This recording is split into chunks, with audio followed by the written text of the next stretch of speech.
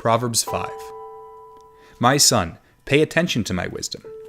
Lend your ear to my understanding, that you may preserve discretion, and your lips may keep knowledge. For the lips of an immoral woman drip honey, and her mouth is smoother than oil. But in the end she is bitter as wormwood, sharp as a two-edged sword.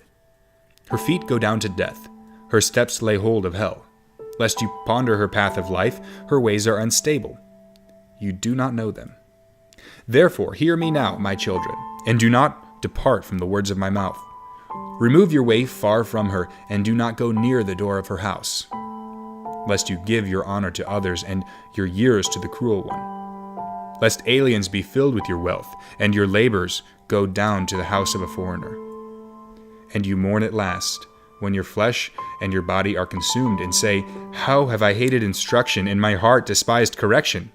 I have not obeyed the voice of my teachers, nor inclined my ear to those who instructed me. I was on the verge of total ruin, in the midst of the assembly and congregation. Drink water from your own cistern, and running water from your own well. Should your fountains be dispersed abroad and streams of water in the streets? Let them be only your own, and not for strangers with you. Let your fountain be blessed, and rejoice with the wife of your youth.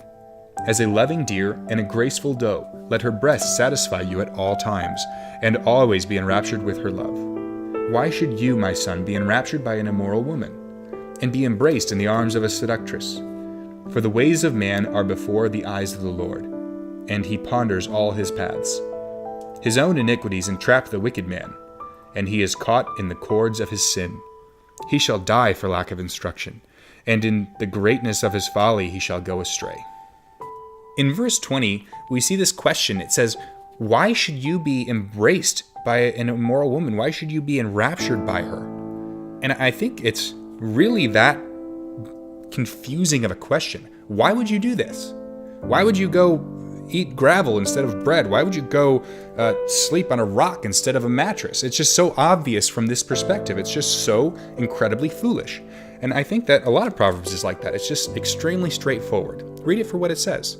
If you would like Proverbs read to you every day, click the subscribe button and you will get daily uploads. You can also leave a comment in the section below about what verse really stood out to you. Thanks for watching.